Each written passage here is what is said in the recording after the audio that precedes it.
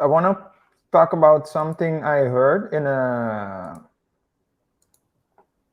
interview of the Breakfast Club with Stephen A. Smith, who is one of the top sports journalists,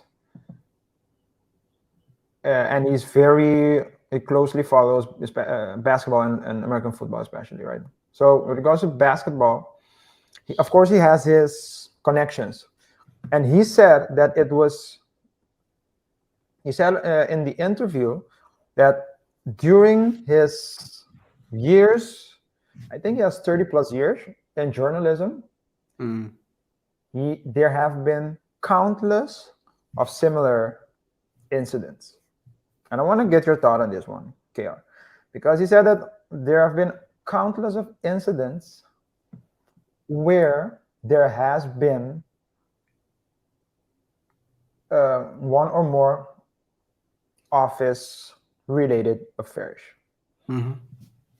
Of course, a majority of them were consensual. Probably not all of them were. Maybe there weren't relationships, but just, misconducts. The point he made was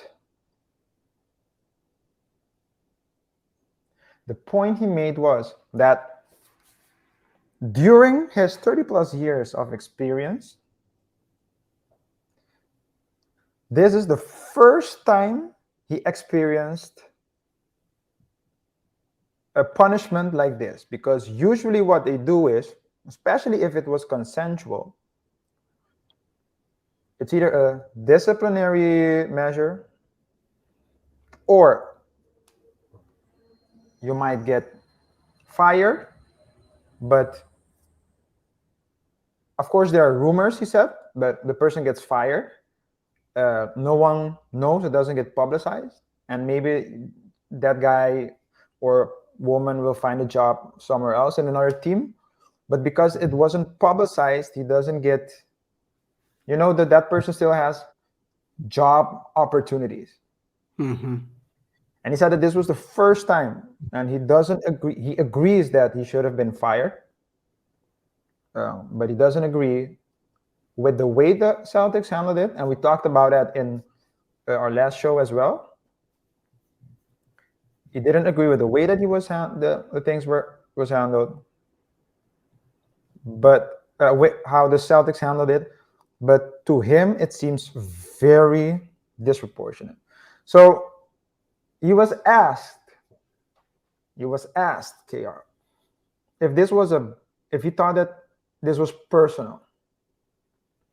And he, in my opinion, deflected. And he said, I don't know if it was personal.